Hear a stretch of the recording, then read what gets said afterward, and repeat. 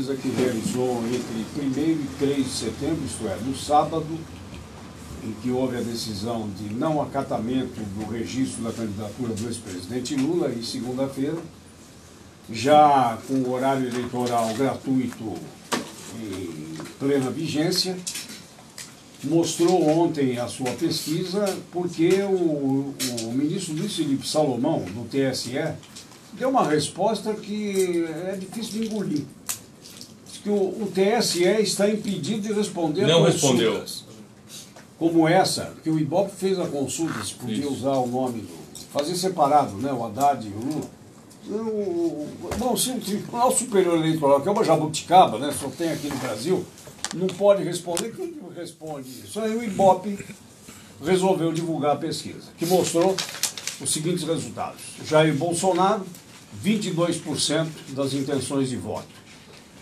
Depois, Ciro Gomes, do PDT, empatado com Marina Silva, do Rede. Ciro Gomes subiu de 9% para 12% em relação à pesquisa anterior e Marina manteve os mesmos 12%. O candidato do PSDB, Geraldo Alckmin, subiu de 7% para 9%. Fernando Haddad, que aparece como candidato do PT nessa pesquisa feita pelo Ibope, subiu de 4% para 6%. O Álvaro Dias manteve 3% das intenções de voto. Guilherme Boulos, do PSOL, João Goulart Filho, do PPL e Vera Lúcia, do PSTU, mantiveram 1%. Henrique Meirelles subiu de 1% para 2%, candidato do MDB, e João Amoedo, do Partido Novo, passou de 1% para 3%. Em cenário de segundo turno, Bolsonaro seria batido por Ciro Gomes, por 44% a 33% das intenções, por Geraldo Alckmin, por 41% a 32%, por Marina Silva, por 43% a 33%, e só venceria o candidato do PT, Fernando Haddad, por 37% a 36%, resultado que configura aí um empate técnico.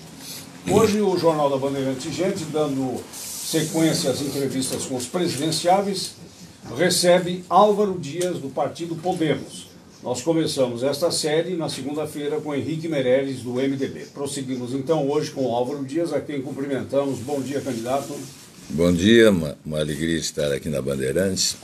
Especialmente porque nós estamos vivendo, isso é uma denúncia, a mais perversa das campanhas eleitorais, a mais desonesta, a mais corrupta, a mais desigual, a mais desproporcional, a mais injusta, a mais antidemocrática.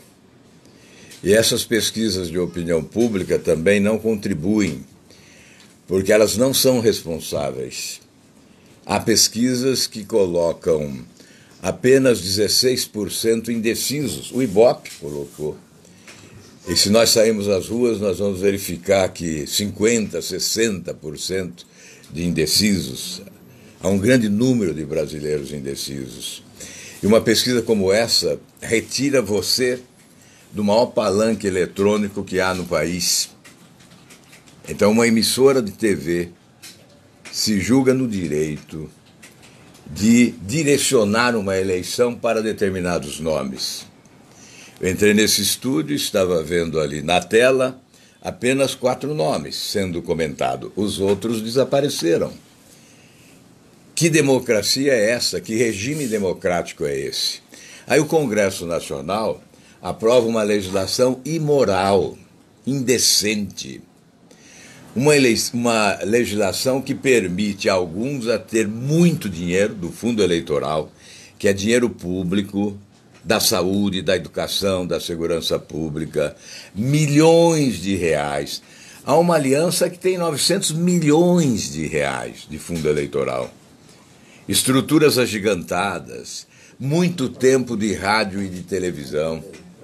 E, de outro lado, a legislação permite que o milionário, aquele que ganhou muito dinheiro, não vamos discutir como ganhou, que ganhou muito dinheiro, possa gastar parte da sua fortuna na campanha eleitoral. Mas que legislação é essa? Que regime democrático é esse?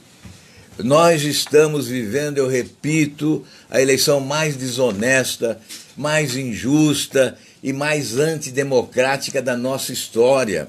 Não importa o que você tenha feito, não importa que a sua vida tenha sido de dignidade, de decência, de honradez, de muito trabalho.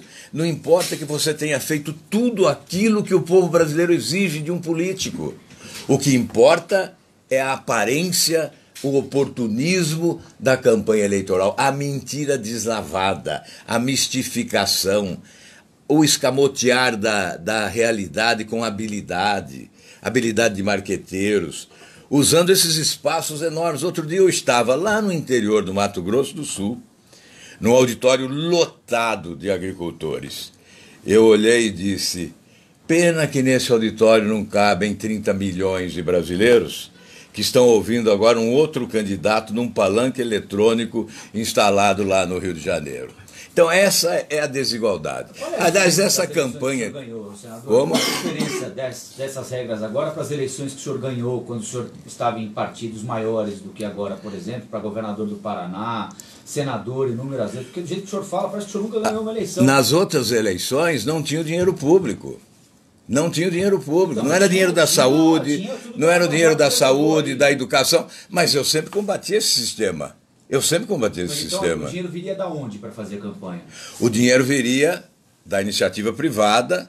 Obviamente, alguns utilizaram com honestidade e outros estão indo para a cadeia. Outros estão indo para a cadeia. A Operação Lava Jato está colocando na cadeia alguns dos que usaram indevidamente esse dinheiro na campanha eleitoral, com o Caixa 2. Você seria favorável a não, eu não sou favorável à contribuição de empresas. Eu acho que nós temos que fazer essa experiência sim, mas sem essa desproporção. Que história é essa que um milionário possa gastar parte da sua fortuna na campanha eleitoral para tentar convencer os eleitores que ele é o melhor? Mas que história é essa de oferecer todo esse tempo da mídia, não só da mídia oficial no horário eleitoral, nessa mídia do dia a dia? Eu acabei de me referir. Por que só 4? A campanha não tinha começado. O senhor falou de um milionário. Tem 2 milionários na campanha presidencial. Tem muitos. Além dos, a culpa foi... milionário o senhor está se referindo? São muitos os milionários na campanha, tem 2. Um é o Amoedo e o outro é o Meirelles. Nós vamos agora dar nome. Eu tinha assumido o compromisso de não citar adversários na ausência deles. Mas eu acho que esse ano é o ano do reencontro do Brasil com a verdade. E nós temos que dizer a verdade, aconteça o que acontecer. Dá a impressão que o senhor está desistindo aí da sua campanha, tá? Ao contrário, estou começando a minha campanha agora. Agora, por quê? Estou começando a minha campanha. Aliás, comecei no Piauí, anteontem à noite, quando eu mudei o discurso exatamente para dizer aquilo que eu acho que o povo tem que ouvir. Candidatos que mistificam, que fazem promessas incríveis. Todo dia nós olhamos, ligamos lá, vamos dizer claramente, no Jornal Nacional, lá estão os candidatos fazendo todas as promessas do mundo. Alguns já fizeram em outras campanhas, estão repetindo. Alguns já estiveram lá, nada fizeram, estão agora prometendo. Por isso, nós resolvemos, a partir de Teresina, no Piauí, dizer exatamente o que nós pensamos, sem nenhum receio de ganhar ou perder voto. Mas por que eu quero nesta campanha eleitoral dizer aquilo que eu penso das coisas, dar o verdadeiro nome às coisas. Não importa que isso signifique perder votos ou ganhar. O que importa é que eu não vou perder a dignidade. Eu vou manter-me digno. Eu fiz uma vida de dignidade. Teve gente que não prestou atenção. Paciência, ninguém é obrigado a prestar atenção. Mas também não pode, na campanha eleitoral, porque não prestou atenção, querer me jogar no mesmo lamaçal dos outros, no mesmo balaio onde jogam os outros, porque nós não somos iguais. Então nós vamos dizer a verdade, sim. Ele perguntou, e as outras campanhas? Eu fiz as outras campanhas do jeito que a lei determinava, como estou fazendo essa do jeito que a lei determina. Mas isso não significa que eu seja favorável. Eu não era favorável àquele sistema também, porque ele também era injusto. Aliás, eu venho contestando esse sistema desde sempre, desde que iniciei a minha trajetória política. Por isso eu só fui governo quando fui governador 4 anos, e 7 meses do segundo mandato do presidente Fernando Henrique Cardoso.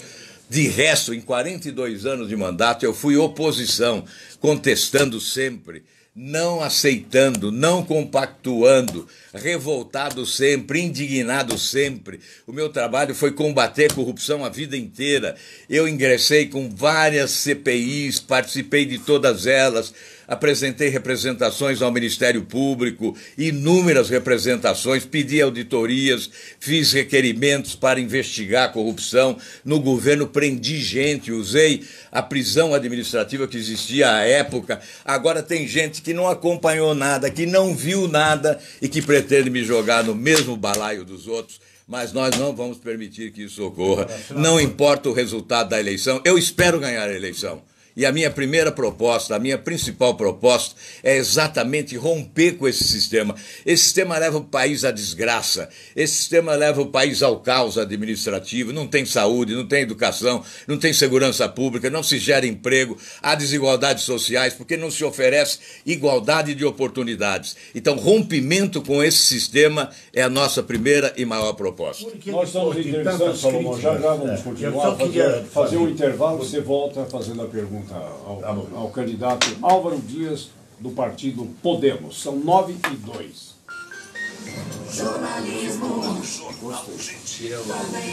Foi saída do PSDB do Paraná. Eu fui expulso do PSDB porque quis instalar uma CPI para investigar a corrupção no PSDB. Nós fizemos um programa aqui no... Quem não prestou atenção na minha vida não pode chegar agora jogando pedra na vida. Nós fizemos um programa aqui no dia de eleição, lembra? Que se falou do Paraná, que você... No Paraná eu vou... Você já estava pensando em sair. Saiu logo em seguida.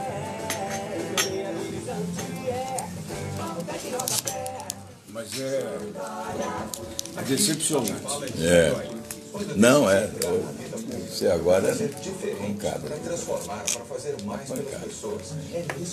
Não tem outro jeito. Tem o Alckmin. O Bolsonaro nunca foi nada na vida, nunca fez nada. Nunca combateu corrupção em lugar nenhum. Isso é preocupante, né? O cara, de repente, vira um candidato aí. Preocupa. O povo está pedindo para eu ser bravo. Então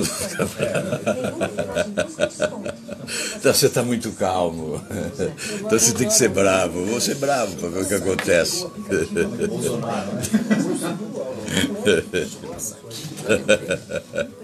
Então pode fazer as perguntas sem problema, velho. Tem que ficar bravo, não é como quem pergunta.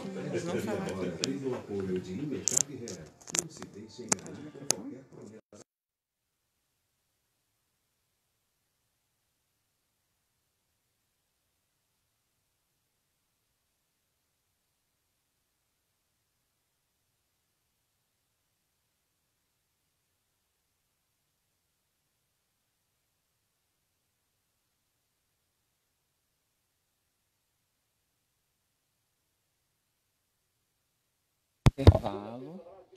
O senador falou sobre as desigualdades do processo eleitoral, as desigualdades do fundo partidário.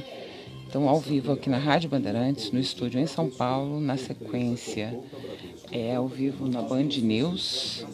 E você acompanha aí o bastidor desse intervalo na Rádio Bandeirantes.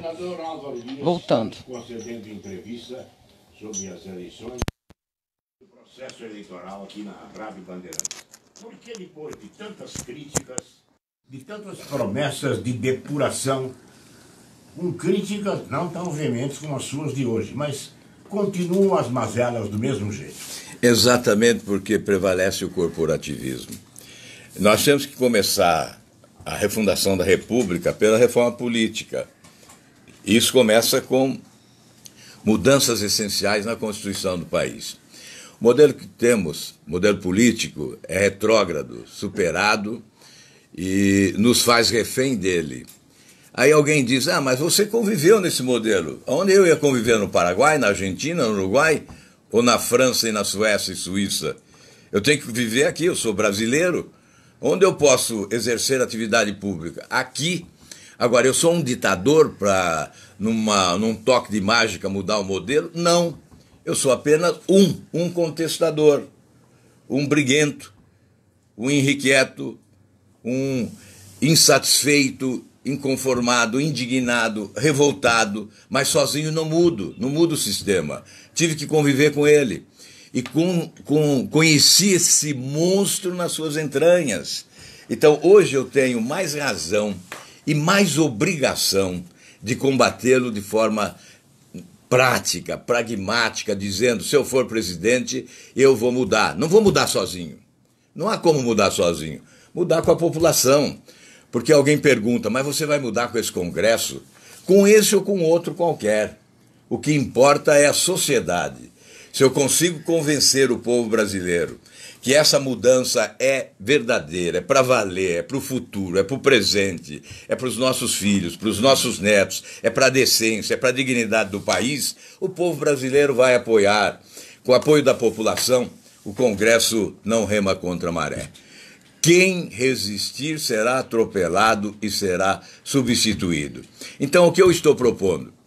Um pacto nacional. Tem que ser um governo suprapartidário, acima dessas siglas desmoralizadas, que a Operação Lava Jato denominou algumas de organizações criminosas, que se ajuntam para sustentar esse sistema corrupto e incompetente, que é fábrica de escândalos de corrupção e matriz dos governos incompetentes que foram transferidos para estados, para municípios, distribuindo a incompetência e a corrupção. A reforma política é essencial ao lado da reforma do Estado. Uma reforma do Estado que vai reduzir os quadros. Por que o Estado cresceu? Por que criaram ministérios, secretarias, diretorias, coordenadorias, departamentos, empresas estatais, agências reguladoras, cargos comissionados? Para atender os chupins da República. Só interessa a eles, mensaleiros, sanguessugas, vampiros, filhos do petrolão, os chupins da República, que esgotam a capacidade financeira do Estado de investir em saúde, em educação, em segurança pública, em infraestrutura, geração de empregos. Então, a substituição desse sistema, não venham com promessas de campanha, não venham com essas propostas maravilhosas que apresentam na televisão, porque elas não serão executadas se nós não mudarmos esse sistema. É o sistema político e o sistema de governança. Isso se chama refundação da República, é o recomeço, é a reconstrução. A casa caiu, derrubaram, desarrumaram, desorganizaram. Em relação às propostas, né, o senhor tem uma proposta aí de tentar controlar as fronteiras do Brasil para evitar a entrada de armas, de drogas e tal. É uma proposta importante também. Queria que o senhor trouxesse o que pode ser feito nesse setor, que é o setor da segurança pública, que muito preocupa a população brasileira. Olha, se eu não estivesse propondo romper com esse sistema, eu não teria coragem de fazer qualquer outra proposta. Nem para resolver problemas de segurança, nem de saúde. Difícil de ser executada, né? É o tamanho do Brasil. Todas as propostas são difíceis e começam sempre por aquela alegação. Não tem dinheiro. Mas como não tem dinheiro? O povo paga tanto imposto. Vai ali na Avenida Paulista e veja o impostômetro onde ele está batendo já, né? Está turbinado. Está turbinado. Você não consegue acompanhar os números que crescem do imposto que o povo brasileiro vai pagando. Para onde está indo esse dinheiro? Primeiro, pelos ralos da corrupção. Estão roubando demais, roubando exageradamente. Sempre roubaram muito. E com a Operação Lava Jato ainda continuam roubando. Então, essa luta não termina aqui, da Operação Lava Jato. Por isso, quando nós falamos em política de Estado de combate à corrupção, tendo a Operação Lava Jato como símbolo, é exatamente porque nós entendemos que, se não combatermos a corrupção, realmente não vamos ter dinheiro para nada. E a outra coisa, aonde está indo o dinheiro? Está indo para algum lugar. É muito dinheiro. Está indo para os bancos, para os banqueiros, para o sistema financeiro, alimentando as contas bancárias. Aliás, alguns estão aí na campanha agora com milhões para gastar, depois de transitarem por esse campo próspero, da prosperidade, da fartura e da fortuna há muitos anos. Porque o governo brasileiro fez do Brasil o paraíso dos bancos. Um monopólio de bancos se instalou e define taxa de juros, a taxa do nosso cartão de crédito. Quem define é o banco, não é o Banco Central, não é o governo, não é a Presidência da República, não é o ministro da Fazenda, não foi o seu Meirelles. Ele apenas foi coadjuvante, cúmplice, conivente. Ele foi o parceiro, ele foi representante do sistema. O sistema gastou. Nós gastamos, em 2016, nos nossos cartões de crédito, 452% de juros. O que ocorre lá em Portugal, por exemplo? Lá em Portugal, quem define a taxa de juros do cartão de crédito e do cheque especial é o Banco Central, um trimestre antes, para vigorar no trimestre seguinte. E lá é 16% ao ano. Por isso que não tem dinheiro, vai tudo para o sistema financeiro, a dívida vai crescendo, vai aumentando, o governo vai emitendo títulos públicos com juros altos e fazendo a farra dos banqueiros desse país e o sofrimento do nosso povo. Então, como fazer lá na faixa de fronteira? Vamos responder a pergunta agora, porque essa preliminar é importante, porque se eu não tenho autoridade para falar em proposta, se eu não disser antes que vou mudar isso. Porque se não mudar isso, não tem dinheiro mesmo. E custa muito. O Cisfrom, por exemplo, custa 12 bilhões de reais. O que é o Cisfrom? É o Sistema de Monitoramento da Faixa de Fronteira. Hoje, nós temos 5% do Cisfrom executado. Há quantos anos ele foi anunciado? Em quantas campanhas ele foi prometido? E ainda nada. Agora, adiar o cronograma para 2035, eu tenho que dizer aqui na Bandeirantes, a vocês todos, que nós temos que antecipar esse cronograma. Esse monitoramento da faixa de fronteira é importante. Por lá passam drogas, passam armamentos pesados, armamentos que chegam nas mãos erradas. É monitoramento por quê? Por câmera? Como que é esse monitoramento? Investindo em inteligência, tecnologia, é claro, material humano, o Exército, uma integração com a Polícia Federal, com a Polícia Civil, com a Polícia Militar, com a Receita Federal, mas, sobretudo, equipamentos sofisticados, que custam caro realmente, mas é necessário. Nós temos que instituir também uma frente latino-americana de combate à produção e ao tráfico de drogas. Aí vão dizer, mas não é possível. Nunca é possível nada. É interessante isso. Por que não é possível? Porque os nossos governantes são incompetentes. Os nossos governantes pegaram um país maravilhoso, rico, próspero, riquezas extraordinárias e levaram o povo à pobreza. Há poucos dias eu sobrevoava as montanhas de Minas Gerais. E eu, ouvindo do Medioli, que é o prefeito de Betim, olha, aí tem a maior reserva de minério do mundo, naquela montanha ali, ó. Essa é a montanha que tem a maior reserva de minério do mundo. Aí eu fui vendo montanhas ricas e lá embaixo um povo pobre, no Vale do Jequitinhonha, um povo paupérrimo. Porque os nossos governantes são incompetentes, são corruptos, são desumanos, são perversos. Eles deviam pedir perdão ao povo brasileiro. Então é possível, sim, monitorar a faixa de fronteira, evitar que o armamento pesado chegue nas mãos erradas, chegue nas mãos dos bandidos.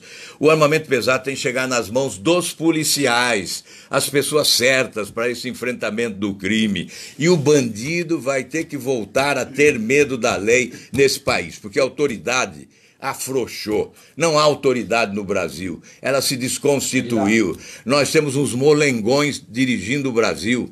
E é preciso estabelecer tolerância zero.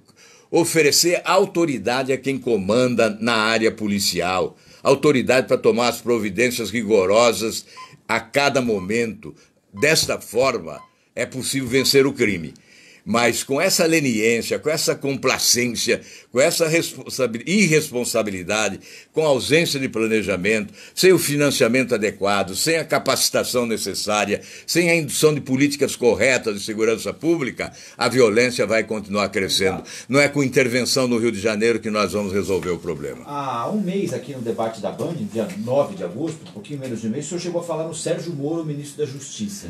O senhor o convidou, já falou com ele a respeito desse assunto? Ele tem interesse em abandonar o Poder Judiciário para assumir uma função executiva, ou é uma intenção do senhor convidá-lo no futuro? Olha, primeiro, o Sérgio Moro é uma figura histórica, já deixou a sua marca na história do Brasil, é por isso que ele é homenageado em todo o mundo. E talvez falte ser mais homenageado ainda no Brasil, em que pese nas ruas desse país ele seja homenageado. Algumas autoridades é que não gostam dele. O convite foi público, sem nenhum constrangimento para ele dar a resposta que desejasse dar. Deu a resposta através de nota à imprensa, ou seja, disse que não pode se manifestar. Mas, depois da eleição, se o povo brasileiro me honrar com o seu voto e eu for eleito presidente, eu pego esse celular aqui, onde eu tenho o telefone do Sérgio Moro, ligo para ele e digo: você aceita o meu convite? Se ele disser aceito, terei o ministro da Justiça que desejo.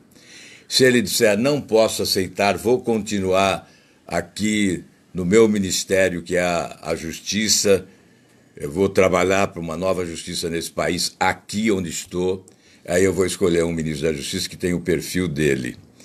Porque nós precisamos continuar combatendo a corrupção no Brasil. E ele é um ícone da nova justiça, porque até ele, o que se dizia no Brasil é que só pobre ia para a cadeia.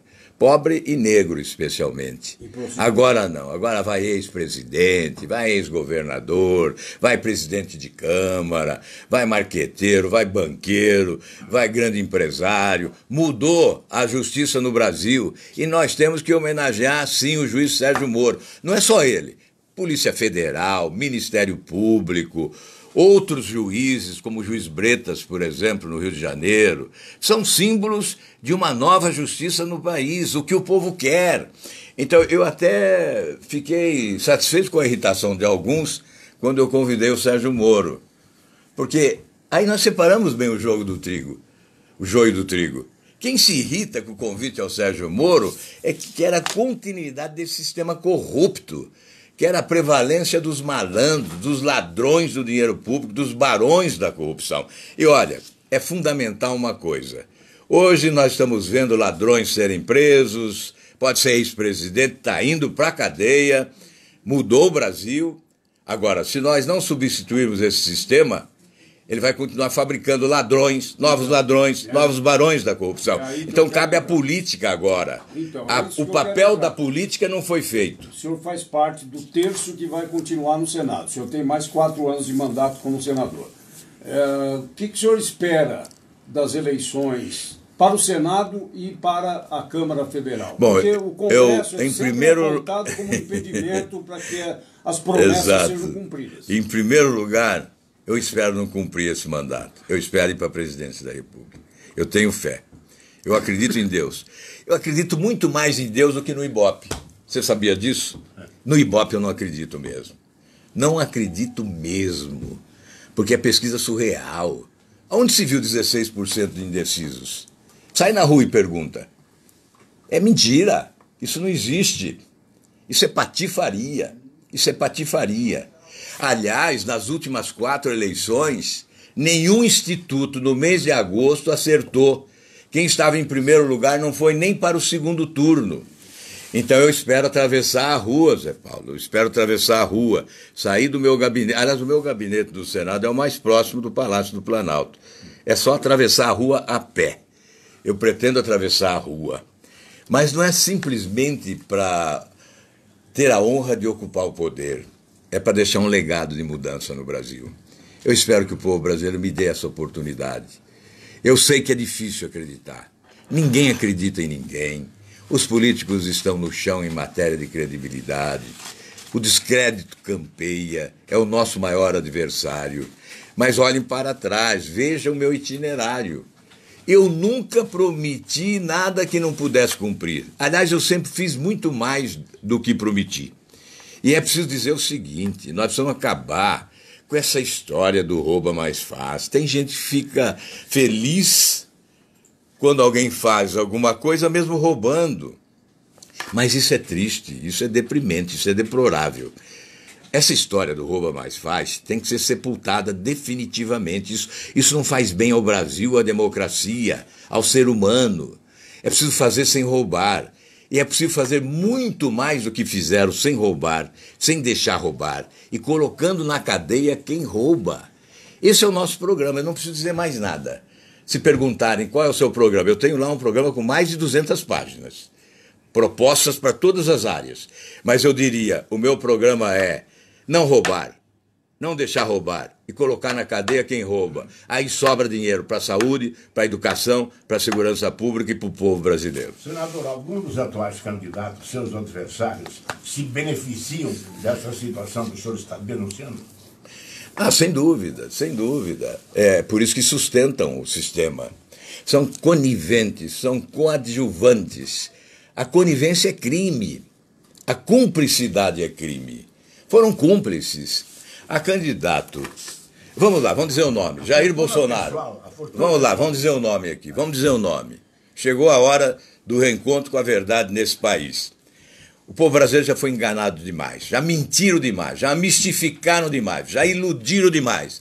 Vamos lá, esse cidadão aparece, coloca um revólver na cinta e diz que vai resolver o problema do Brasil a bala. Para resolver o problema a bala, eu prefiro a Polícia Federal. Eu prefiro o Exército Brasileiro. Mas não é para resolver o problema a bala, é para resolver o problema com inteligência. Então aparece dizendo que combate a corrupção. A foto que eu vejo é dele segurando uma plaquinha com o nome do Lula no plenário do Senado Federal. E eu nunca ouvi um discurso dele combatendo corrupção nos governos Lula e Dilma. É fácil, é ir no YouTube. Está no YouTube. Agora, se quer encontrar discurso meu combatendo a corrupção, vai ter que deixar de trabalhar, tirar férias acumuladas para ficar ouvindo dia e noite, porque todo dia eu combatia a corrupção no Senado e dizia o escândalo de hoje faz esquecer o de ontem, espera o de amanhã para ser esquecido. Aí o cidadão diz que combate a corrupção. Agora que a casa caiu, mas e até agora? Estava à sombra do poder, se beneficiando de todos os favores do governo. Isto é válido? Isso faz com que o eleitor se decida a votar? E mais, o que mais fez? Administrou alguma coisa? Administrou um carrinho de sorvete na ponta da rua, na vila ou no bairro? Foi síndico do prédio onde mora? Foi cogitado para ser prefeito, para ser governador do seu estado? Quais são as credenciais? Quais são as credenciais para se apresentar como candidato a presidente da República? Por que o senhor acha que ele virou o imã da indignação? Essa é a pergunta que eu faço. Porque esse país se tornou um país esquizofrênico. Esse país não prestou atenção. As pessoas não prestaram atenção. A partir de 2013, quando o povo foi para as ruas indignado, é porque a anestesia que o paralisava, que o amortecia, perdeu efeito. Aí o povo descobriu que tinha corrupção no Brasil. Temos uma anestesia o maior candidato, hein? O maior desserviço que se prestou ao Brasil nos últimos anos foi a banalização da corrupção. De repente, a população acordou e foi para as ruas. Foi para as ruas pedir o fim da corrupção. Depois voltou várias vezes e nós chegamos ao impeachment. E aí, nesta onda, os oportunistas navegaram nestas ondas. E se apresentaram como valentes da última hora, como os heróis do sertão deste momento, como capazes guerreiros contra a corrupção, mas foram coniventes, foram cúmplices, foram beneficiários dela, nunca fizeram nada. Apresentou um projeto de combate à corrupção, por exemplo, fim do foro privilegiado, participou de uma CPI para investigar a corrupção, quando, onde, de que forma? É preciso abrir o olho. O Brasil não pode dormir agora, tem que acordar. Os que estão dormindo, por favor, acordem, prestem atenção. Houve um incêndio lá no Museu Nacional, no Rio de Janeiro. Querem incendiar o Brasil pela incompetência e pela corrupção. Lá incendiou a incompetência. Não são preparados sequer para conservar o patrimônio nacional. Destroem o que existe, não fazem nada de novo e destroem o que existe. É isso que querem para o Brasil? O incêndio nacional? Com alguém que não está preparado, com alguém que não se preparou, que não sabe nada, que não diz nada sobre nada, mas criou um personagem há 3 anos. E aí se iludem. é preciso que o povo brasileiro acorde. Por isso nós estamos dizendo, abre o olho. Com todo respeito, não há arrogância nisso, o que há é indignação, o que há é revolta. Nós não somos da arrogância, nós somos da verdade. Nós queremos um Brasil de verdade. Quer dizer que o senhor começou a arrancada para a presidência no Piauí e está continuando com esse poder todo que os microfones da Bandeirantes têm.